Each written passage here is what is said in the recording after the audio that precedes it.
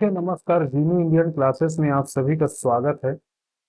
आज हम जानेंगे कि बाल विकास एवं शिक्षा शास्त्र के तहत सीजी व्यापम द्वारा 2024 में किस तरीके से क्वेश्चन पूछा गया था, उसके बारे में हम जो सेट ए का क्वेश्चन है उसको हमने लिया हुआ है। उसमें देखिए, जो शिक्षा एवं मनोविज्ञान है उसके आधारित केवल 30 क्वेश्चन आता है। तो हम पेपर फर्स्ट लिए हैं।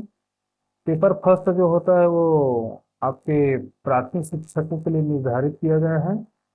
तो हम आज की इस क्लासेस में, जूनियर इंग्लिश क्लासेस में, हम पेपर फर्स्ट का सेट वन का हम 30 क्वेश्चन का अवलोकन करेंगे, बाल विकास एवं शिक्षा शास्त्र का। तो आज के क्लासेस में आपका सभी का स्वागत है। सभी ध्यान पूर्वक आज के क्लासेस अटेंड करेंगे। चलिए, ये देखिए आपके सामने है बाल विकास एवं शिक्षा शास्त्र।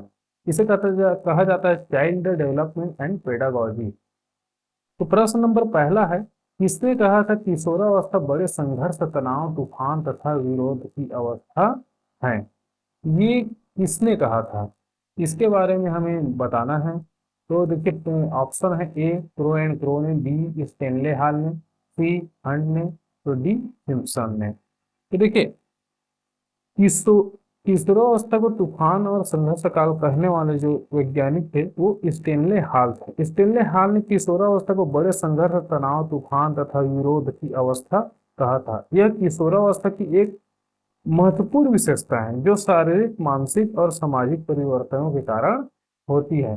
तो देखिए, जो सबसे जो पहला ऑप्शन जो है, पहला का क्वेश्चन नंबर पहला का जो उत्तर आएगा ये बी आएगा, स्टेनले हाल।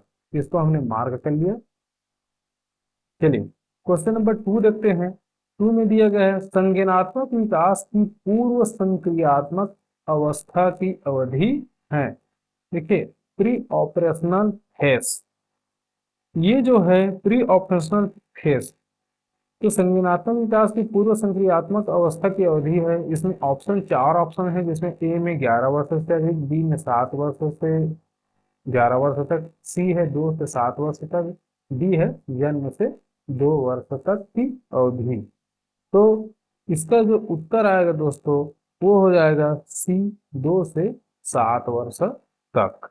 देखिए, संज्ञानात्मक विकास की पूर्व संक्रियात्मक अवस्था जिसे प्री ऑपरेशनल स्टेज, जीन पियाजे द्वारा दिए गए संज्ञानात्मक विकास की सिद्धांत की दूसरी अवस्था है दोस्तों। यह अवस्था जो है लगभग 2 वर्ष से शुरू होकर 7 वर्ष की आयु तक चलती है। इस अवस्था में बच्चे जो होते हैं प्रतीकात्मक सोच और भाषा का विकास करते हैं। तो क्वेश्चन नंबर 2 का जो सही उत्तर होगा वो सी हो जाएगा, 2 से 7 वर्ष। अब आगे देखते हैं, क्वेश्चन नंबर 3 में आ जाते हैं। क्वेश्चन नंबर 3 को पढ़ते हैं। इसमें क्या दिया गया है, देखिए, तर्क, जिज्ञासा और निरीक्षण शक्ति का विकास, यहाँ पे डेज दिया गया है, मतलब किस आयु में होता है। तर्क, जिज्ञासा और निरीक्षण शक्ति का विकास जो है किस आयु में होता है, जो सोचने समझने की शक्ति है वो किस आयु में प्रारंभ हो जाता है। तो बताइए, पहला में ए में है 7 वर्ष, बी 6 वर्ष, सी 9 वर्ष, डी 11 वर्ष। तो सभी लोग इसका उत्तर जान गए होंगे। तो प्रश्न नंबर 3 का जो उत्तर सही उत्तर होगा वो हो जाएगा ए, 7 वर्ष। देखिए, तर्क, जिज्ञासा और निरीक्षण शक्ति का विकास जो होता है 7 वर्ष की आयु में होता है, जो कि बाल्यावस्था के उत्तरार्ध का समय है दोस्तों। बाल्यावस्था का उत्तरार्ध का समय, इतना याद रखिएगा। इस अवस्था में बच्चे तार्किक चिंतन, जिज्ञासा और अवलोकन की क्षमता का विकास करते हैं। इस अवस्था में ही वो तार्किक चिंतन और अवलोकन की क्षमता का विकास करते हैं। तो क्वेश्चन नंबर 3 का जो उत्तर हो जाएगा वो आपका हो जाएगा ये 7 वर्ष की आयु। ठीक है दोस्तों। अब उसके बाद हम देखेंगे क्वेश्चन नंबर 4 में क्या है। चलिए देखते हैं क्वेश्चन नंबर 4 को। ये देखते हैं, जे पियाजे मतलब जीन पियाजे द्वारा प्रतिपादित सिद्धांत। तो जीन पियाजे ने कौन सा सिद्धांत प्रतिपादित किया था? ए है संज्ञानात्मक विकास, बी है गामक विकास, सी है सामाजिक विकास, डी है शारीरिक विकास। तो मेरे ख्याल से सभी ने इसको इसका उत्तर जान गए होंगे। क्योंकि जिन पियाजे ने जो है कोग्निटिव डेवलपमेंट मतलब संज्ञानात्मक विकास का सिद्धांतों का प्रतिपादन किया था। चलिए अब आगे देखते हैं अपन। पांचवा में देखिए, यह कथन किसका है, मतलब ये नीचे लिखा जो कथन है प्रश्न नंबर 5 में, वो किसने कहा था।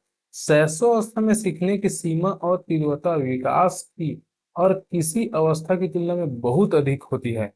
यह कथन किसने कहा था। तो इसमें चार ऑप्शन दिया गया, ए में वाटसन, बी स्किनर, सी फ्रायड, डी एडलर। तो देखिए मैं आपको बता देता हूँ कि शैशवावस्था में सीखने की सीमा और तीव्रता विकास की ओर किसी और अवस्था की तुलना में बहुत अधिक होती है। यह कथन जो है प्रसिद्ध मनोवैज्ञानिक जो आपके वाटसन है इसने कहा था, है ना। तो प्रश्न नंबर 5 का जो उत्तर हो जाएगा वो हो जाएगा वाटसन। चलिए आगे देखते हैं, प्रश्न नंबर 6 में आ जाते हैं। हाँ, किशोरावस्था में विकास प्रक्रिया में शामिल नहीं है। देखिए यहाँ पे जो विकास की प्रक्रिया में कौन सी चीज शामिल नहीं है। तो देखिए विकास जो है आप लोग जानते हैं, विकास के बारे में पढ़े हैं। यहाँ पे देखिए physical development, mental development, language development, emotional development, ये सभी विकास की प्रक्रिया में आता है ना। तो यहाँ पे निगेटिव क्वेश्चन पूछा गया है, तो निगेटिव क्वेश्चन का जो उत्तर होगा यहाँ पे विकास की प्रक्रिया में जो शामिल नहीं है, उत्तर आ जाएगा प्रश्न नंबर 6वां का आपका भाषा विकास। क्योंकि यहाँ पे निगेटिव क्वेश्चन पूछा गया है, तो यहाँ पे देखिए कि विकास की प्रक्रिया में जो शामिल नहीं होता वो भाषा विकास होता है। प्रश्न नंबर 7वां देखते हैं, बालक का विकास प्रारंभ होता है। बालक का विकास कब से प्रारंभ होता है। देखिए बालक का विकास जन्म से नहीं बल्कि गर्भावस्था के दौरान ही प्रारंभ हो जाता है। जब एक निषेचन अंडाणु भ्रूण में विकसित होना शुरू होता है तब ही से ही बालक का विकास प्रारंभ हो जाता है। तो इसका जो उत्तर हो जाएगा सी, गर्भावस्था में।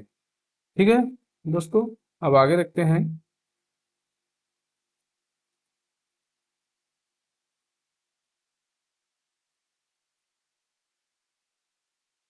प्रश्न नंबर 8 को देखते हैं, इसमें क्या दिया गया है। चलिए ये आ गया प्रश्न नंबर 8। व्यक्तिगत मनोविज्ञान का जन्मदाता कौन है। व्यक्तिगत मनोविज्ञान का जन्मदाता कौन है। तो देखिए इसमें मैं बता देता हूँ, अल्फ्रेड एडलर को व्यक्तिगत मनोविज्ञान का जन्मदाता माना जाता है। तो इसका जो उत्तर हो जाएगा प्रश्न नंबर 8 का एडलर हो जाएगा।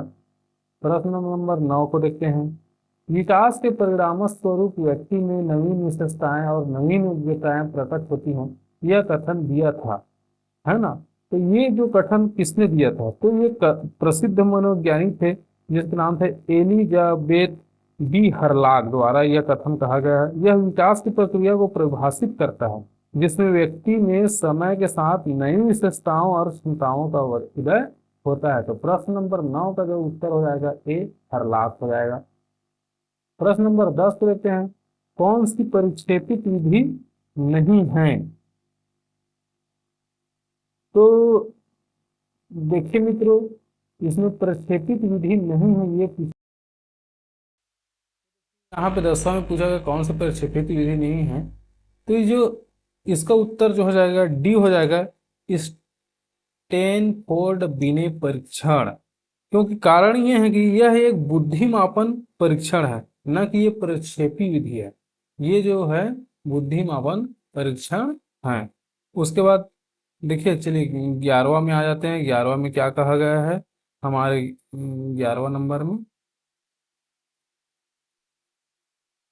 तो देखिए समाज सामाजिक तत्व में सभी शामिल हैं केवल एक को छोड़कर। बताइए कौन सा ऐसा तत्व है जो सामाजिक तत्व में शामिल नहीं है। ए पारिवारिक संबंध, बी जन्म क्रम, सी पड़ोस, डी लोक व्यवहार। तो आप सभी जानते हैं कि पारिवारिक तत्व में शामिल हैं केवल एक को छोड़कर, है ना। देखिए एक को छोड़ना है इसमें से और बाकी सभी जो है पारिवारिक सामाजिक तत्व में शामिल हैं। तो देखिए पारिवारिक संबंध ये तो सामाजिक तत्व में ही आता है। जन्म क्रम ये तो नहीं आता। पड़ोस तो हमारा सामाजिक कार्य है, ये लोगों का व्यवहार ये भी सामाजिक कार्य है। तो हमारा जो 11वां नंबर का जो उत्तर हो जाएगा वो बी हो जाएगा, जन्म क्रम, जो है सामाजिक तत्व में शामिल नहीं है। उसके बाद देखते हैं, चलिए ये 12वां नंबर, प्रश्न नंबर 12 में देखिए, संवेदी क्रियात्मक खेल किस अवस्था का है? संवेदी क्रियात्मक खेल किस अवस्था का है?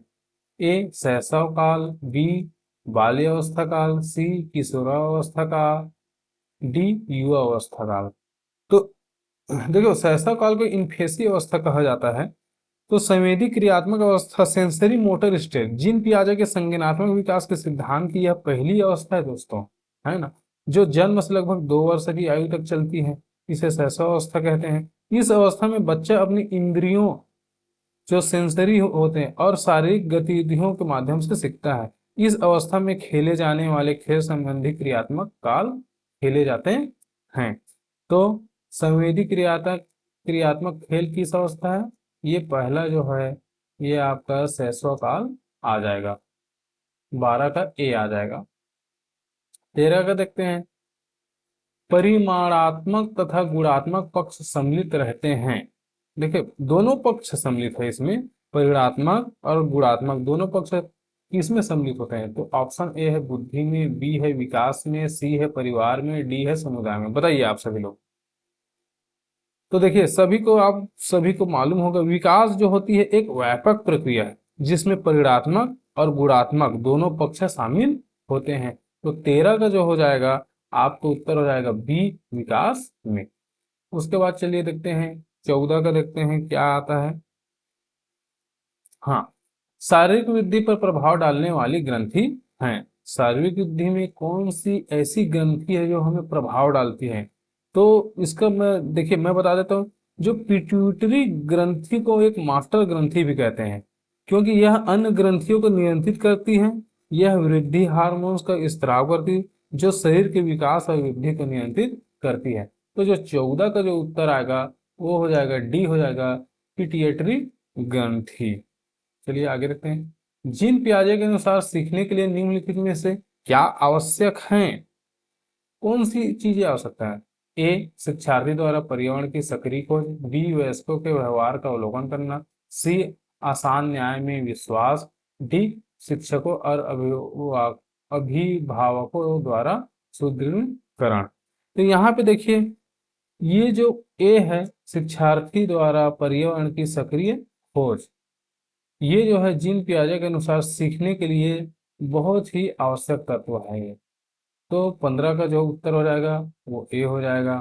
अब आगे रखते हैं, 16 में क्या दिया गया है? 16 का उत्तर रखते हैं, बच्चे सक्रिय रूप से दुनिया के बारे में अपनी समझ का निर्माण करते हैं। एक कथन है जिसका श्रेय दिया जाता है। इस कथन को किसने कहा था कि बच्चे सक्रिय रूप से दुनिया के बारे में अपनी समझ का निर्माण करते हैं?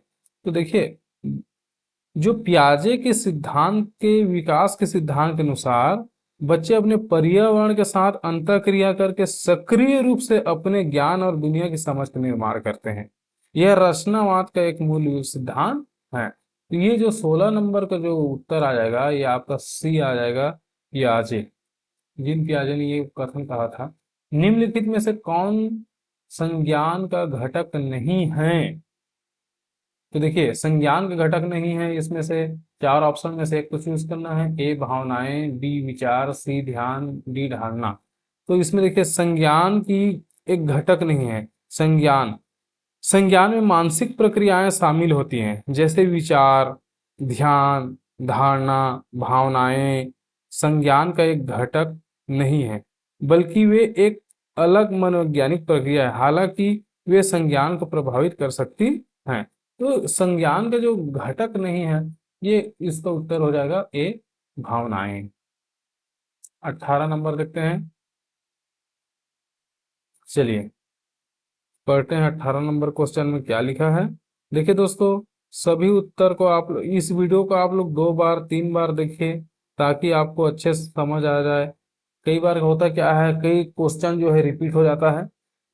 हाँ, तो देखिए 18 नंबर में है, विशेष आवश्यकता वाले बच्चों की शिक्षा विशेष विद्यालय की अपेक्षा नियमित विद्यालय में बेहतर होती है, क्योंकि वहां देखिए नियमित विद्यालय में विशेष आवश्यकता वाले बच्चों की शिक्षा बेहतर मानी जाती है, क्योंकि यह समवयसी शिक्षा को बढ़ावा देता है, इसलिए यहाँ पे कोई भी लिंग भेदभाव नहीं होता। तो 18 का जो उत्तर हो जाएगा ए, कोई लिंग भेदभाव नहीं होता। चलिए 19 को देखते हैं। किशोरावस्था वह काल है, कौन सा काल है किशोरावस्था? देखिए किशोरावस्था जो है, जो माना गया है मनोवैज्ञानिकों के द्वारा, ये जो है बी है, 11 से 19 वर्ष को किशोरावस्था का काल कहा जाता है। चलिए 20 नंबर को देखते हैं। निम्न में से कौन सा जन्मजात प्रेरणा का उदाहरण है? निम्न में से कौन सा जन्मजात प्रेरणा का उदाहरण है? देखिए जन्मजात प्रेरणा वह प्रेरणा होती है जो व्यक्ति में जन्म से ही मौजूद होती है दोस्तों, और जिसे सीखने की आवश्यकता नहीं होती, जैसे भूख है, प्यास है, नींद है, ऐसी ये प्रेरणाएं हैं जो जीवित रहने के लिए आवश्यक है ना। तो भाई भूख जो है ये हमारे जन्म से ही है, बच्चे को भूख लगती है, तो ये जन्मजात प्रेरणा के उदाहरण है। तो 20 नंबर का उत्तर हो जाएगा बी। चलिए आगे देखते हैं। निम्नलिखित में से कौन सा कारक लोकोमोटर गतिमान विकलांगता वाले छात्रों के सफल समावेशन में बाधा डालते हैं? देखो लोकोमोटर विकलांगता वाले छात्रों के सफल समावेशन में दुर्गम बुनियादी ढांचा सबसे बड़ी बाधा है। ये जो बी नंबर है, दुर्गम बुनियादी ढांचा, ये सबसे बड़ी बाधा है। तो 21 का जो उत्तर हो जाएगा ये दुर्गम बुनियादी ढांचा। 22 का देखते हैं। एक छात्र को गिटार सीखने में आनंद आता है और लंबे समय तक अभ्यास करने के बावजूद उसे संतुष्टि मिलती है। छात्र है, ठीक है, जब कोई व्यक्ति किसी कार्य को करने में आनंद महसूस करता है और उसे किसी बाहरी पुरस्कार या दबाव की आवश्यकता नहीं होती, तो इसका अर्थ है कि वह आंतरिक रूप से प्रेरित है ना भाई, तभी तो वो उस कार्य कर रहे हैं। इस प्रश्न में पूछे, इस प्रश्न में छात्र को गिटार बजाने में आनंद आता है और वह संतुष्ट महसूस करता है, जो उसे आंतरिक प्रेरणा देती है। तो इसका जो उत्तर हो जाएगा सी हो जाएगा, आंतरिक रूप से प्रेरित। 22 का उत्तर हो जाएगा सी। 23 को देखते हैं। मनुष्य में विकास होता है। देखिए मनुष्य में विकास कैसे होता है? मनुष्य में विकास तो जीवन तो चलता है, जन्म से मृत्यु तक चलती रहती है। तो 23 का उत्तर जो हो जाएगा जीवन भर। चलिए आगे रखते हैं 24 को। यहाँ ठीक है 24। वंचित पृष्ठभूमि के बच्चों की जरूरत को पूरा करने के लिए एक शिक्षक को चाहिए। देखो वंचित पृष्ठभूमि के बच्चों की जरूरत को पूरा करने के लिए एक शिक्षक को चाहिए। क्या चाहिए उसे? वंचित क्या चाहिए? एक शिक्षक को सबसे पहले उनके बारे में अधिक जानकारी प्राप्त करने का प्रयास करना चाहिए। इसके बाद उन्हें कक्षा की चर्चाओं और गतिविधियों में शामिल करके उन्हें सशक्त महसूस कराना चाहिए। यह समावेशी शिक्षा को बढ़ावा देता है और बच्चों को सीखने के लिए एक सुरक्षित और सहायक वातावरण प्रदान करता है। तो इसका सबसे जो उत्तर हो जाएगा ए उत्तर हो जाएगा कि उनके बारे में और अधिक जानने की कोशिश करें और उन्हें कक्षा चर्चा में शामिल करें। तो क्वेश्चन नंबर 24 का उत्तर हो जाएगा ए। चलिए आगे रखते हैं। अच्छा यहाँ पे देखिए सम्मिलित करने वाला है। पाठ्यक्रम अनुकूलन प्रक्रिया के चरणों को व्यवस्थित करें। ये जो चरण दिया गया है इसे हमें व्यवस्थित करना है।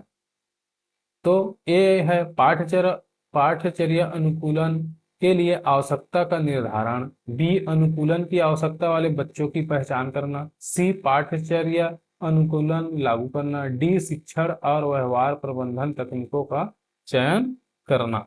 तो देखिए इसका जो सटीक उत्तर जो होगा आप लोगों को, इसका होगा आपका ए। क्यों? अब चलिए देखते हैं। सबसे पहले ए में क्या दिया गया है? पाठ्यचर्या अनुकूलन के लिए आवश्यकता का निर्धारण करना। सही बात है, हमें भैया पाठ्यचर्या अगर सिखाना है तो उसके लिए तो आवश्यकता का जरूरत पड़ेगी ही ना। बी में अनुकूलन की आवश्यकता वाले तत्वों की पहचान करना भी है, ये भी सही बात है। सी पाठ्यचर्या अनुकूलन लागू करना है, ये भी सही है। डी, शिक्षण और व्यवहार प्रबंधन तकनीकों का चयन करना है। तो 25 का जो उत्तर हो जाएगा वो ए उत्तर हो जाएगा। अब उसके बाद आगे देखते हैं 26, कॉलम ए एवं कॉलम बी से सही विकल्प का मिलान करना। यहाँ पे मिलान करने के लिए दिया गया है, यहाँ पे देखिए कॉलम ए में क्या है, ए में dyslexia, dysgraphia, dyscalculia, D dysarthria. Column B में है पढ़ने और भाषा की कठिनाई, सेकंड में अंकगणितीय कौशल में कठिनाई, लेखन कौशल में कठिनाई, बोलने की क्षमता में कठिनाई। तो इसको हमें सम्मिलित करना है। इसका जो सही उत्तर हो जाएगा सी हो जाएगा। डिस्लेक्सिया क्या है? एक सीखने की अक्षमता है जिसमें व्यक्ति को पढ़ाने और भाषा को समझने में कठिनाई होती है, इसलिए डिस्लेक्सिया का मिलान पढ़ने और भाषा की कठिनाई में हो गया। ठीक है। डिसग्राफिया क्या है, आप बताइए। डिसग्राफिया यह एक तंत्रिका संबंधी विकार है जो लेखन कौशल को प्रभावित करता है। इसमें व्यक्ति को लिखने में कठिनाई होती है, जैसे खराब लिखावट या शब्दों के सही ढंग से न लिख पाना। और यहाँ पे देखिए, ये यहाँ पे अंकगणितीय कौशल में कठिनाई, तो डिसग्राफिया का सेकंड में आ जाएगा। उसके बाद तीसरा क्या बोल रहा है, ये लेखन कौशल में कठिनाई, हाँ डिसग्राफिया के लेखन कौशल में कठिनाई आ जाएगा। ठीक है। उसके बाद सेकंड क्या बोलता है आपका, डिसकैलकुलिया। ये क्या चीज है डिसकैलकुलिया? यह एक विशिष्ट सीखने की अक्षमता है जो अंक गणितीय कौशल को प्रभावित करती है। इसमें व्यक्ति को संख्याओं को समझने और गणितीय गणना करने में कठिनाई होती है, इसलिए ये देखिए, ये सी डिसकैलकुलिया का ये मिलान हो जाएगा अंकगणितीय कौशल में। यहाँ पे भी सही है। उसके बाद देखिए चौथा दिया है डिसरथ्रिया। डिस डिसरथ्रिया है। डिसरथ्रिया यह एक बोलने का विकार है जो बोलने की क्षमता को प्रभावित करता है। इसमें व्यक्ति की मांसपेशियां कमजोर हो जाती है जिससे जिससे शब्दों को उच्चारण करना मुश्किल हो जाता है। तो इसलिए यहाँ पे देखिए बोलने की क्षमता में अगर है तो डिसरथ्रिया ये आ जाएगा। तो प्रश्न नंबर 26 का उत्तर हो जाएगा सी। आगे देखते हैं प्रश्न नंबर 27 में, देखते हैं क्या दिया है। चलिए, रचनात्मकता आमतौर पर इसके साथ जुड़ी होती है, किसके साथ जुड़ी होती है रचनात्मकता? तो देखिए रचनात्मक आमतौर पर अब सारी सोच इसके साथ जुड़ी होती है। देखिए रचनात्मकता का अर्थ है नए और उपयोगी विचारों, समाधानों या उत्पादों का उत्पन्न करने की क्षमता। यह अक्सर अपसारी सोच से जुड़ी होती है, इसलिए 27 नंबर का जो उत्तर हो जाएगा डी, अपसारी सोच। चलिए 28 का उत्तर देखते हैं अपन। विकलांग बच्चों के लिए एकीकृत शिक्षा की केंद्र प्रायोजित योजना का उद्देश्य विकलांग बच्चों के लिए शैक्षिक अवसर प्रदान करना। तो देखिए यह एक वैचारिक गृह कार्य समस्या है। एकीकृत शिक्षा की केंद्र प्रायोजित योजना का उद्देश्य जो होता है विकलांग बच्चों को सामान्य सामान्य मतलब नियमित स्कूलों में शिक्षा के अवसर प्रदान करना। तो इसलिए इसका जो 28 नंबर का उत्तर हो जाएगा सी, नियमित स्कूल। 29 को देखते हैं। शिक्षक अधिकार अधिनियम 2009 के उद्देश्य किस स्तर के बच्चों के लिए मुफ्त और अनिवार्य शिक्षा को एक अधिकार बनाना है? देखिए शिक्षा का अधिकार अधिनियम 2009 का उद्देश्य किस स्तर के बच्चों के लिए मुफ्त और अनिवार्य शिक्षा का अधिकार बनाना है। तो देखिए शिक्षा का अधिकार अधिनियम जो है 2009 आरटी एक्ट 2009 का उद्देश्य 6 से 14 वर्ष की आयु के बच्चों के लिए मुफ्त और अनिवार्य शिक्षा को एक मौलिक अधिकार बनाना है। यह आयु वर्ग प्राथमिक स्तर की शिक्षा से संबंधित है। तो इसका उत्तर जो हो जाएगा ए, प्राथमिक स्तर। आगे देखते हैं सी।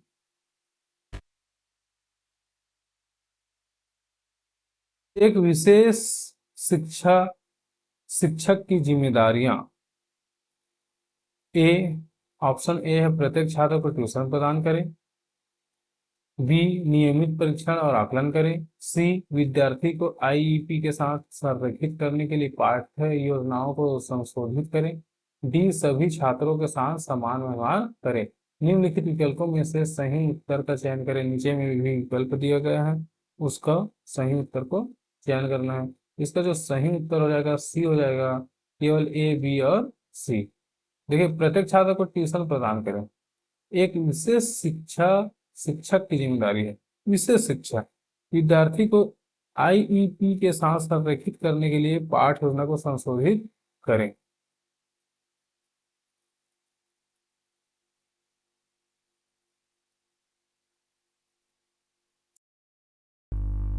चलिए दोस्तों, ये जो हो गया आज क्लास में हमें पूरे में जो भी प्रश्न आया हुआ था बाल विकास एवं शिक्षा शास्त्र के तहत, तो ये 30 क्वेश्चन का हमने अवलोकन किया। इसको आप लोग 1 से 2 बार वीडियो को देखिएगा। हो सकता है किसी क्वेश्चन में हरा मार का टिक लगाते हुए मुझसे त्रुटि हो गई होगी, तो इससे आप सुधारने का प्रयास कर लीजिएगा। परंतु जहाँ तक है, सही उत्तर को मैंने जांच परख कर आप सभी को बताया है, तो आप लोग इसे देखिएगा, 2 बार 3 बार इस वीडियो को देखिए, समझिए और चैनल को सब्सक्राइब करिए। अच्छा लगा तो अगले बार हम सेट बी का इस क्वेश्चन को लेके आएंगे, फिर उस क्वेश्चन का अवलोकन भी करेंगे। तो आज के लिए बस इतना ही। आप सभी साथियों को धन्यवाद।